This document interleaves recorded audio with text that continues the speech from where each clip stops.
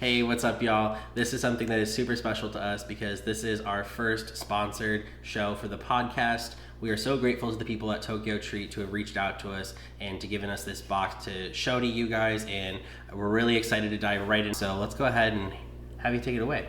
Yeah, so for those of you who might not know what Tokyo Treat is a monthly pop Japanese snack subscription box. You'll get up to 20 of the latest exclusive, limited edition, and seasonal flavored Japanese snacks that are only available in Japan. For a limited time, like Sakura Pepsi, Japanese sake Kit Kats, which that sounds really interesting. I kind of want to try that one someday. Kit Kats. Ramen, and many more.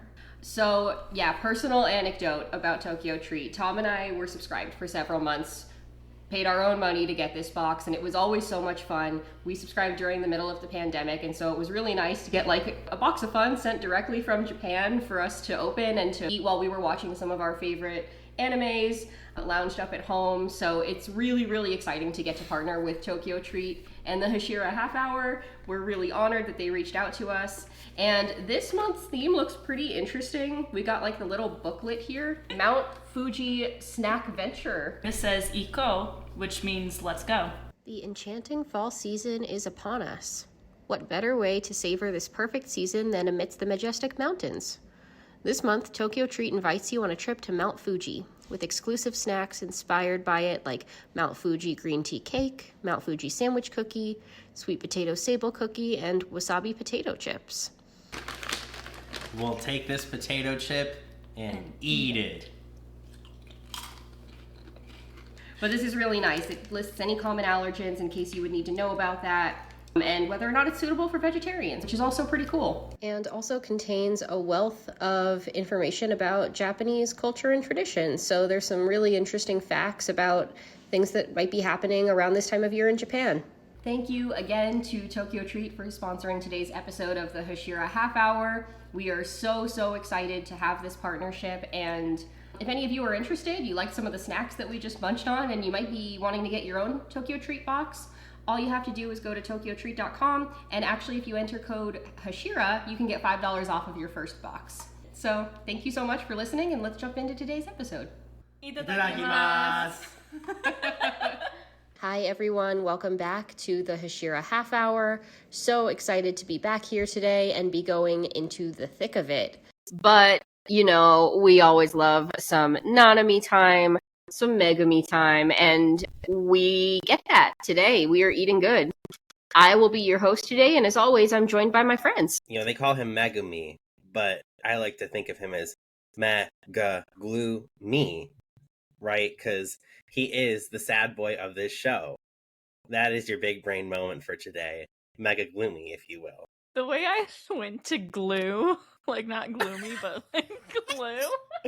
What's up, everybody? This episode, Let's just jump right to it, shall we? So today's episode is titled Fluctuations, and boy, oh boy, do my feelings fluctuate every time this show is on. Did you feel? We open up the episode with Mei Mei and Wee Wee in the domain expansion of Smallpox spirit that Geto had unleashed on her. And this scene creeps me out so much. We talked about this the last time that we saw Mei Mei on the screen. The fact that Geto has control over something as strong as a smallpox curse is really, really frightening, because we've learned, of course, in Jujutsu Kaisen that curses are like the manifestation of bottled up human emotion, and like they come out of the worst possible things that humans could feel or think. So when you think about that, it's like we saw Yuji take on, like, for example, something that was in a hospital. And hospitals also kind of creep me out because some of people's like worst and best moments happen in hospitals. To be the smallpox curse, which was like a disease that eradicated an enormous percentage of the world's population in its time, like, that is a curse to be reckoned with, for sure. And so knowing that that curse is as powerful as it is, and that it's something that Geto has in his arsenal, like one of who knows how many, and also how strong does that mean that Geto is, that he has control over something as ancient and dominating as like literally smallpox. So that's very, very frightening. The scene gives me the heebie-jeebies. And yet, Mei Mei seems like she's able to figure out a solution to this domain pretty quickly. Of course, this is like at the cost of her brother. What did you guys think of this scene and that she was like willing to sacrifice him so quickly? I've been getting weird vibes from their relationship the whole time, so it did not surprise me that she was like, "Wee, will you die for me?" And he was like, "Nay, Sama, I thought you'd never ask." And I was like, okay, why does this not surprise me? It's such a like weird vibe from the two of them, and unfortunately a lot of animes do this where it's just like kind of between siblings. Black Clover comes to mind. But to kind of talk about the smallpox curse, I also thought it was interesting too. And of course my like non-manga self here is thinking like, is this specifically the person that is running Geto's body, or is this actually something Geto could do? Because it seems like it's one of his like abilities, but we never saw him do smallpox. So I'm kind of interested if that's a spoiler. You can answer me. If not, then whatever. Or if that's not a spoiler, you can answer me. If it is, then don't say anything. But you know, it was just it was an interesting back and forth. But again, did not surprise me how Wee Wee was like, so of course we'll die for you. Like, what? Yeah, to answer your question, Hannah, because he's a cursed user, it's just something he's collected in his arsenal over time. It's kind of like how Maki collects tools and stuff like that. Okay. Nothing crazy, not a spoiler. But with that being said, yeah, also on Hannah, not surprised. I mean, pawn to K4 and then the queen strikes, right? Like, that didn't surprise me at all. But I was like, I think I was more surprised, and I get like, I knew their dynamic was weird, but I was a little more surprised by his just like literal like willingness and up to go. He was like, "Yep, let's do it," and I was like, "You're not even gonna ask a question. You're not even gonna be like, are you sure I don't need to die?" Like there was just like no hesitation, and I was like, I guess that's resolve for sure. Is it the resolve I want? No. But you know, that's not the for you page, that's the for them page, okay? I don't know that I was surprised by her willingness to sacrifice him, but I was definitely taken aback because it's like, I feel like that would solve a lot of people's problems in this show if they were just like willing to do that. But that's never really how it goes in animes. Like even a lot of villains like don't necessarily sacrifice their immediate comrades. Like, you know what I mean? Like, I don't know. So I thought that this was kind of another unique moment in Jujutsu Kaisen. Yeah, I don't know. And he was just like so down. Like their dynamic is super weird. I also don't like that. That also gives me the heebie-jeebies in a very different way, but I kind of wasn't surprised that she was like so self-centered that she like, and I don't know that it would have mattered who was in there. Like clearly it's like, this is my literal little brother. I think that she would like step on whoever she needs to get to where she wants to be or to stay alive. So, not necessarily surprising, but definitely none of our sweet heroes would do that. So, fun contrast. But we do learn, of course, that she actually does have the situation under control and that he does not have to die at this time.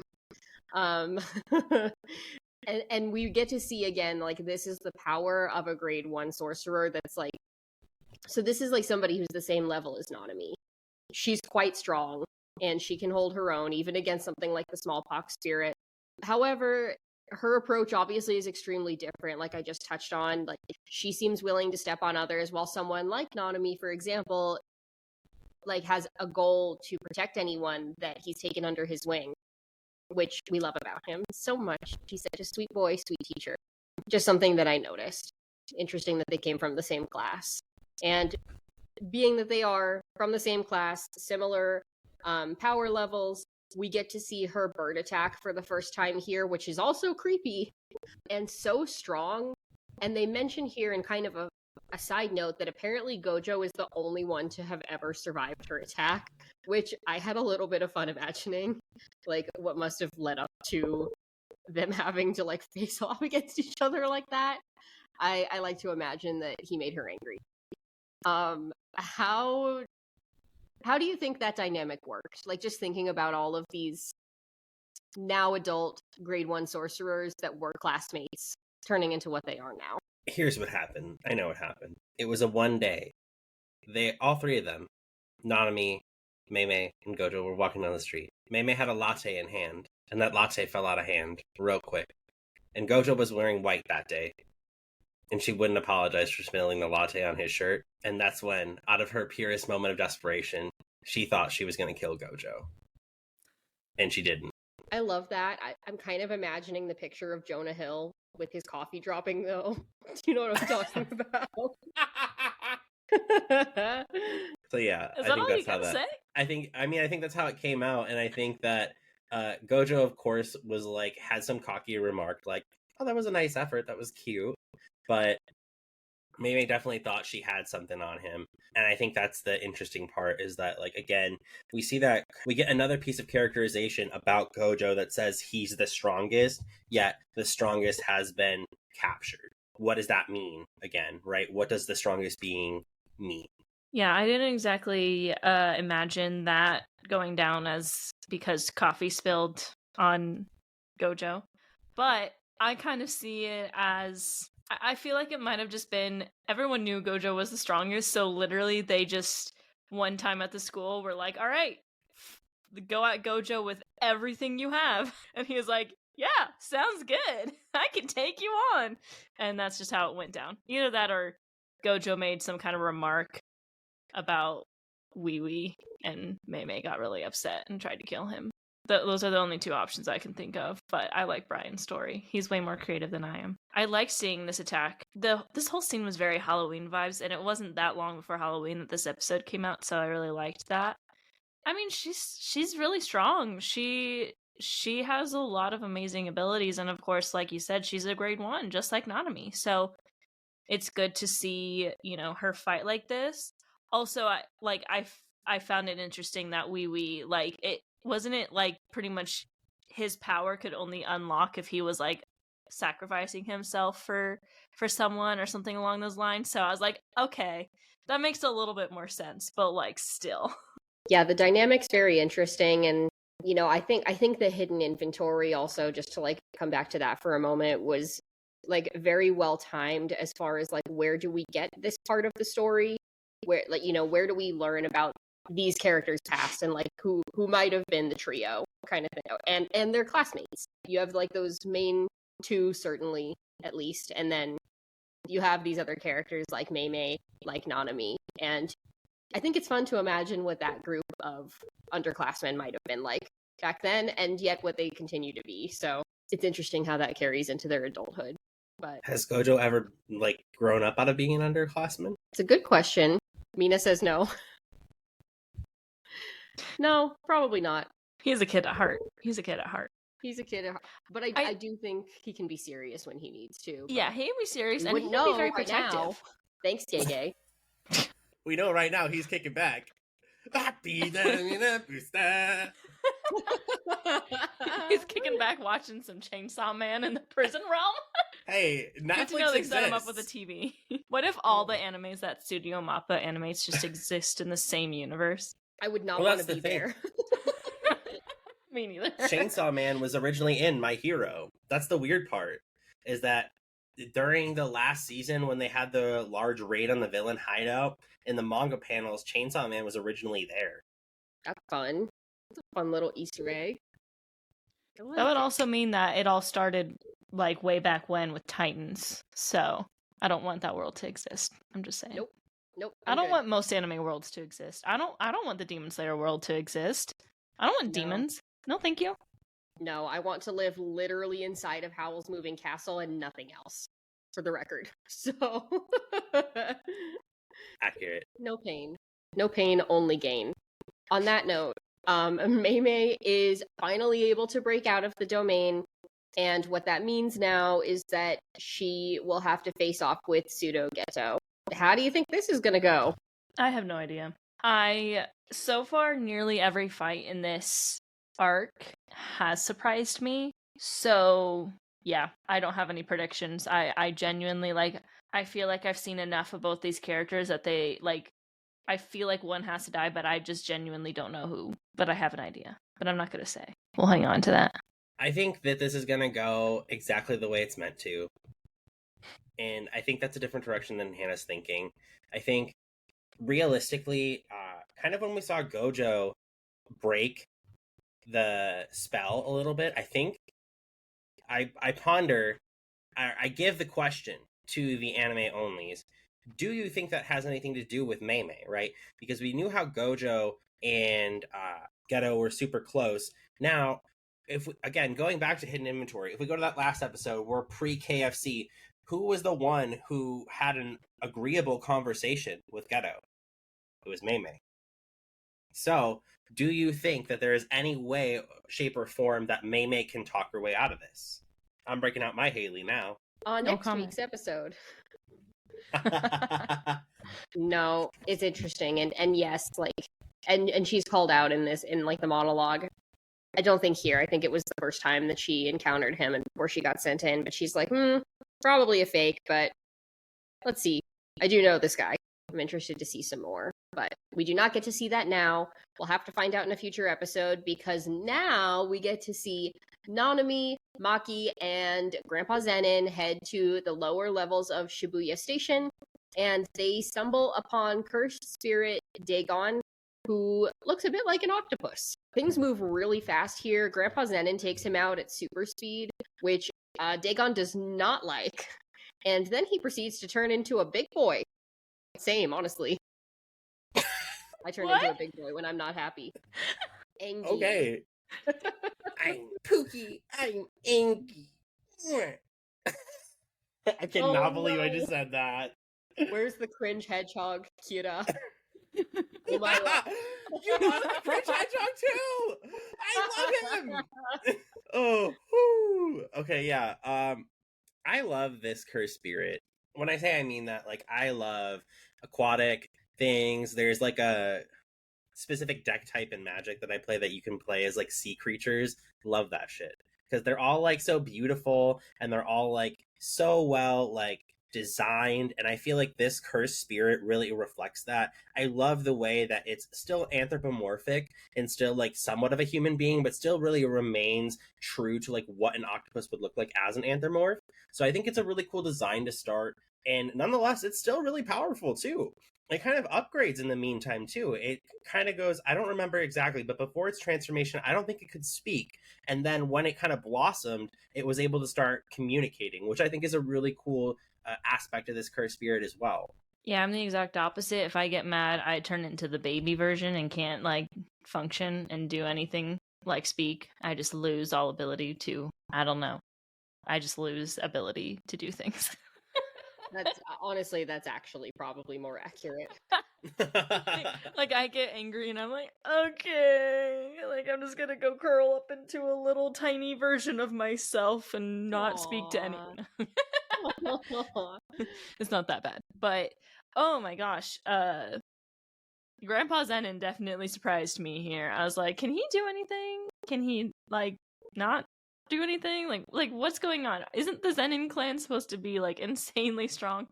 Why is he just sitting around drinking sake? Like, what? Also, really excited to see my girl Maki. As this season goes on, I'm reminded just how much I love her. So let's go, Maki. She's so cool. She's like such a queen. And we've touched on this at least once every episode. But I have to just put it out there for good measure. Thank you, Mappa, for giving us all of these delicious, yummy boys. And for not sexualizing any of the women at all. It's so incredible. She's so cool. She is so cool. If you love her now, Mina, wait until you get into the manga. She's such a boss. She is a girl boss, for real. She's so cool, but actually, Grandpa Zenin was pretty cool in this moment, even though, like, we've come to know that we probably shouldn't be, like, huge Zenin clan fans. Try saying that 10 times fast. Speaking of Grandpa Zenin, in this fight, we can immediately tell that Dagon is very strong. And Grandpa Zenin acknowledges him, which is a big deal. Nanami seems like a little bit worried about it, and Maki even recognizes that she probably would have died just now without Grandpa there to help. As this is happening, they are still like in the middle of this fight, and Dagon is able to continuously deflect their attacks. And at this point, he even launches a domain expansion that looks kind of like a beach scene that maybe we've seen before in this show. What? Oh my gosh, I'm forgetting things apparently. I was just gonna say, of course, like, still, it still tracks that, like, Demon Slayer is the only anime that doesn't get a beach scene. Like, those kids need to go to the beach. Why don't they get a beach episode? They deserve it. Every other show, even freaking Jujutsu Kaisen, gets a beach scene, even if it's not like a vacation. It's a problem, but True. It's like an anti-beach scene. yeah, it goes against all, like, desires for beach episodes. Let's go to the beach, beach, beach. I'm Nikki. I hope someone out there gets that Vine reference. But, yeah, I mean, if this were a true beach scene, we would all be happy building sandcastles. But unfortunately, it's a beach scene where, stuff's gone awry, if you will. It's not going too hot. Now, nonetheless, like, no one's super bad right now. Like, no one's, like, severely injured yet or anything like that. But at least they have it somewhat under control. Now, we haven't mentioned Grandpa's technique yet, and the frames per second thing is really cool. Let me just say, like, being able to catch someone on a frame and then smash them, like, Nanami smashed the crap out of him afterwards. Like, that tag team attack, that should have taken him out. But I mean, it's an anime, so like that's the round one of the fight. We know that, and it was just so cool. Also, like how they explained it with the technique needing to be physically accurate, right? So it can't have movements or motions that go against the laws of physics. I thought that was really cool because if you're gonna make superpowers, at least make them like realistic. I think that's what kind of makes Jujutsu Kaisen somewhat real. Is like there's a lot of thought input into these curse techniques. So I think there's just like a lot of cool stuff here. I think so too. So the just to refresh everybody's memories, Mina and anybody else, it's been a while since we've seen this, but one of the very early scenes with some of our most prominent villains took place on the beach that looked really like this. So I thought it was interesting that like this was Dagon's domain expansion, and I'm like, oh, he must have been there the whole time, because this is where like Geto and Mahito and Jogo were all like frolicking around in season 1 talking about like their demonic plans for the future. And I just thought that was interesting because I think that when I had first seen it, I was imagining them on a literal beach, the way that like they were on that playground earlier. And I mean, this looks exactly like where they were, so I have to imagine they actually might have been in Dagon's domain expansion. Which also makes me wonder, like, if our perception of reality is all skewed in this show. Like, who knows? Maybe the playground wasn't real either. I don't know. Or, who's to say that a domain expansion's any less real than the things that we see? Reality is confusing. That is my takeaway. And let's keep going before I give myself an existential crisis. Too late. Too late, you're right. But yeah, generally in this show, I think we want our human protagonists to not have a beach scene based on what we've seen so far. The guaranteed hits in this domain are definitely problematic for the trio that's stuck inside. It's like very Junji Ito inspired to have all these Shikigami fish that don't even show up until the moment of attack, and they're taking chunks out of our crew. And also, I'd like to point out, Maki can't even see them. Like, Nanami tells her, like, do your best, but, like, try to kind of stay, like, behind me, because, like, they're not, like, you can't even really sense something that doesn't show up until the minute that it's already attacking you. So, the fact that she's able to land, like, any blows at all is pretty incredible, but they are definitely all getting munched on, ripped to the crew.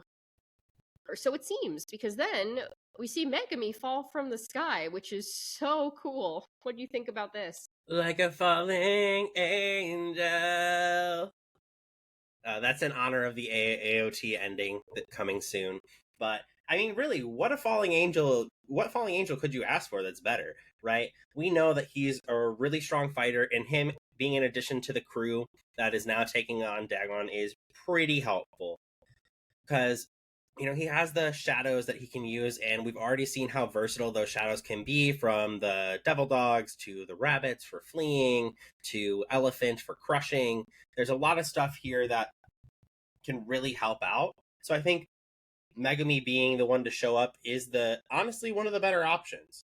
I mean, besides Yuji, who has that superhuman strength, but we already know where he's at, he's the best person to show up right now.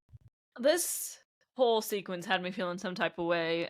Very stressed, like I felt pretty much this entire season so far. Oh my gosh.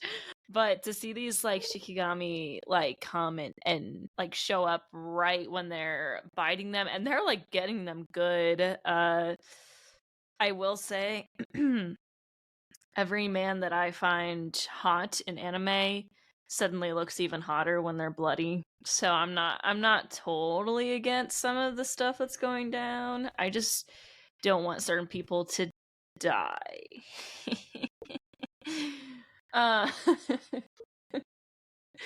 But it's really, really great when Megumi shows up. I mean, we've already established that Megumi is my favorite character. So to see him come, and he's still fairly, like, he's done some fighting, but he's pretty, like, he's fine as of right now. Like Brian mentioned, the only other one that could really help would be Yuji, but we know he is not fine. So to see Megumi come in and fall from the sky like an angel, I was like, oh, there's my boy. My boy, father help. Anyway, so excited for him to do that. Father. Agreed. I thought that this scene was so cool, but like, yeah, the fish are nothing to be reckoned with. Like, Grandpa Zenin literally loses an entire arm. Nanami's looking bloody and beaten. Maki's also like not doing so great. So seeing Megumi is a breath of fresh air. But speaking of father help, we just gotta jump right in, right? As soon as I said that, I was like, father help. So yeah, let's just jump in.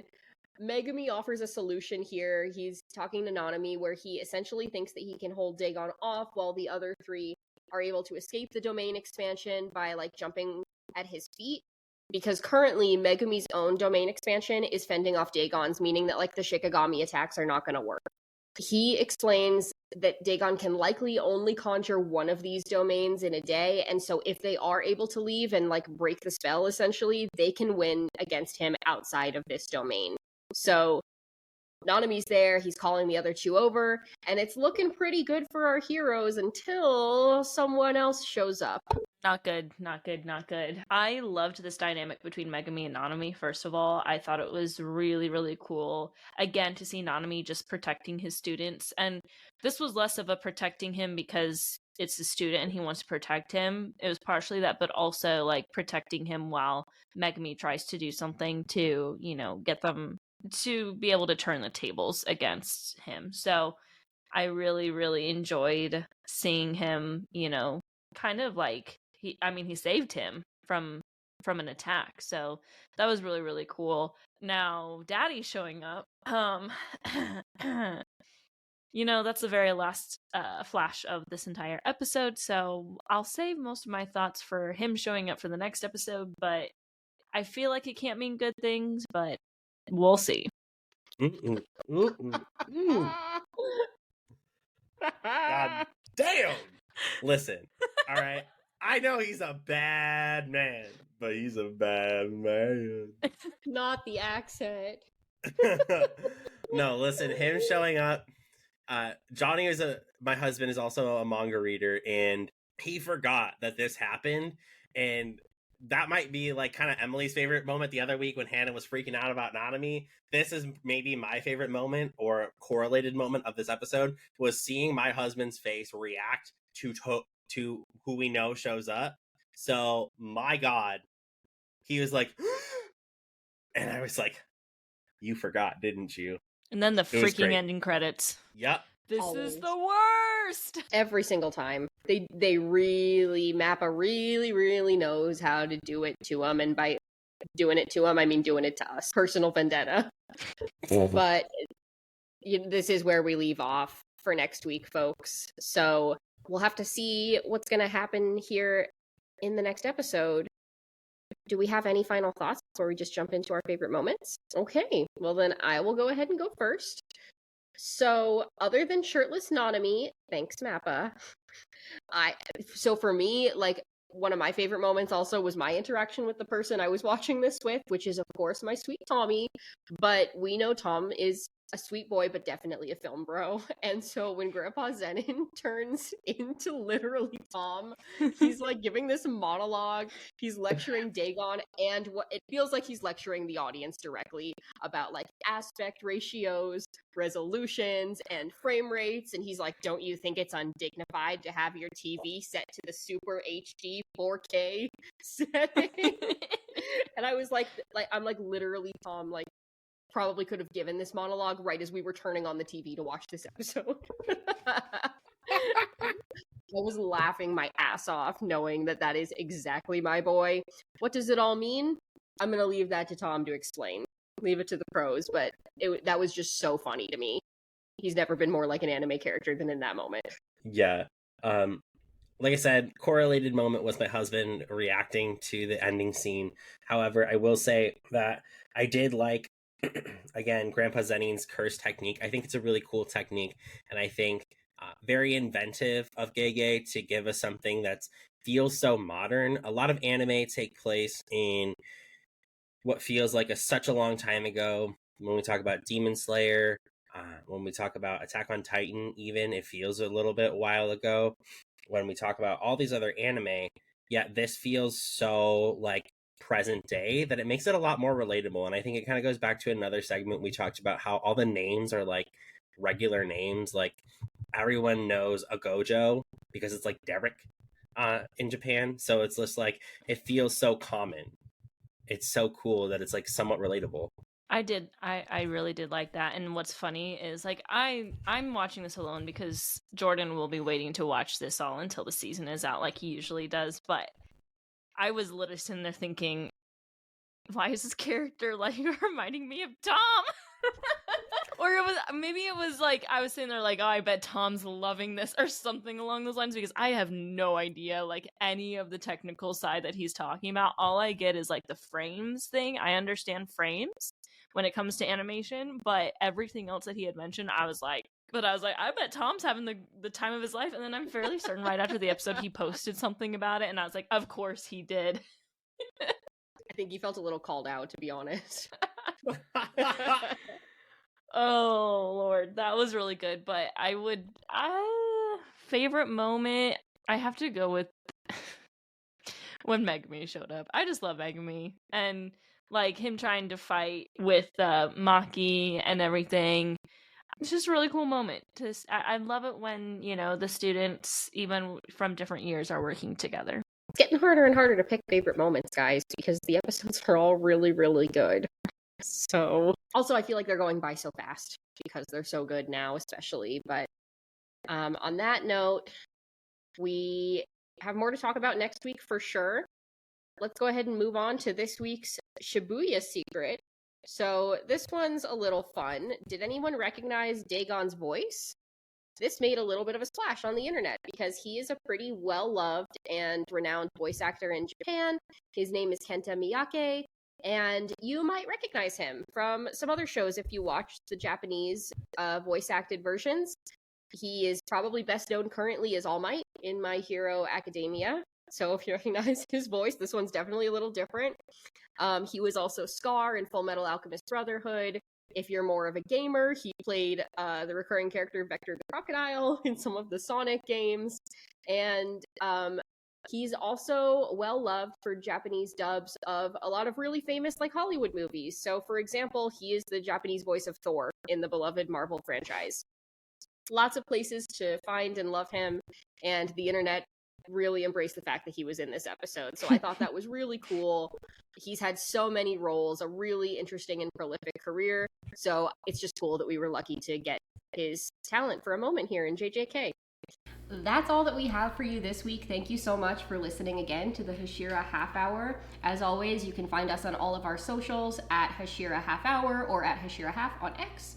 And thank you so much for listening. Give us a download on Spotify. Thank you again to Tokyo Treat as well for sponsoring today's podcast episode. If you or a loved one are interested in getting a subscription to Tokyo Treat, go ahead and check out the link below in the description for the link directly to the monthly subscription box, and use code Hashira for $5 off your first box. Thanks so much. We'll see you next week. Yo, I know. Yo, I'm Mo. Yo, I'm Mo.